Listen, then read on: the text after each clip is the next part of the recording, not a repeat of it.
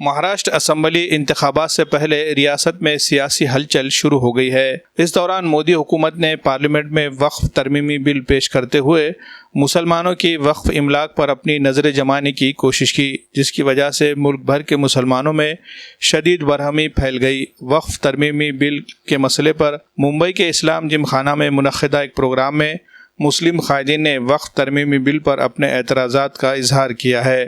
مسلم علماء کرام نے وقف ترمیمی بل پر سابق وزیر اعلیٰ اور شیو سینا UBT کے سربراہ ادھو ٹھاکرے کے بیان کا خیر مقدم کیا، جبکہ دیگر سیکولر جماعتوں سے بھی فوری طور پر اپنا رول صاف کرنے کا مطالبہ کیا ہے۔ ادھو ٹھاکرے نے اپنے بیان میں کہا کہ وہ وقف املاک یا کسی مندر کی جائیداد کو ہاتھ نہیں لگانے دیں گے۔ علماء کرام اور مسلم عطیہ دہندگان نے ادھو ٹھاکرے کے بیان کی حمایت کی ہے۔ وقف ترمیمی بل پارلیمنٹ میں جس وقت پیش کیا جا رہا تھا، اس وقت شیو سینا ادھو ٹھاکرے کے ارکان پارلیمنٹ میں غیر حاضر تھے، جس کی وجہ پر ان پر شدید تنقیدیں ہو رہی تھی۔ شیو سینا UBT کے ارکان کی غیر حاضری کو لے کر بھی ادھو ٹھاکرے نے اپنی تقریر میں صفائی پیش کی۔ आज बहुमत तुमच्याकडे असताना हे विधेयक मांडण्याचं नाटक हे थेर का केलं तुम्ही?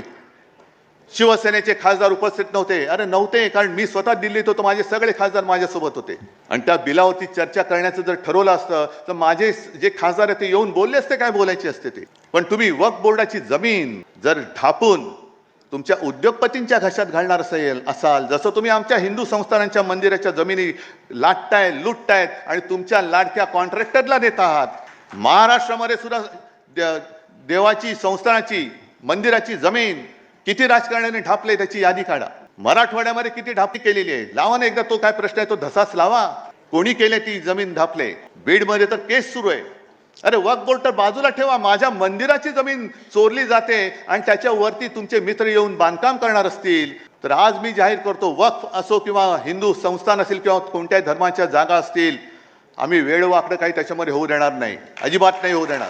तहरीक औकाफ और उलमा बोर्ड की जानिब से एक मीटिंग रखी गई थी, जिसका मकसद यही था कि 2024 के अंदर पार्लियामेंट के अंदर जो मुसलमानों के लिए वक्फ के लिए एक बनाया गया था 95 एक्ट, उसमें अमेंडमेंट करने की जो बात थी, उसके लिए मीटिंग बुलाई गई थी। बड़ी कामयाब मीटिंग रही है और उसमें तमामी लोगों ने या तमामी सियासी पार्टी के लोग और उलमाए कराम ने ये तय किया है कि इसकी पुरजोर मुखालफत की जाएगी और उसके साथ साथ ये भी कहा गया है कि तहरीक औकाफ को अब एक अवामी तहरीक बना करके हम महाराष्ट्र ने पूरे हिंदुस्तान में काम करने की कोशिश करेंगे।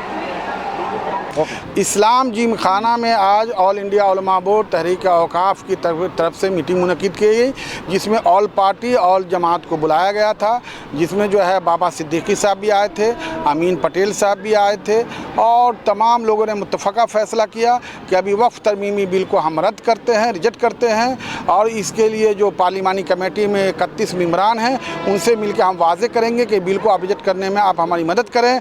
इसके साथ साथ सियासी पार्टी चाहे जो भी हो उनके चीफ से मिलेंगे और अगर हम इसमें BJP के मेंबर ऑफ पार्लियामेंट से मिलेंगे, उनसे भी हम मदद मांगेंगे कि इसको जो है आप हमारे मदद करने में आप ताउन कीजिए।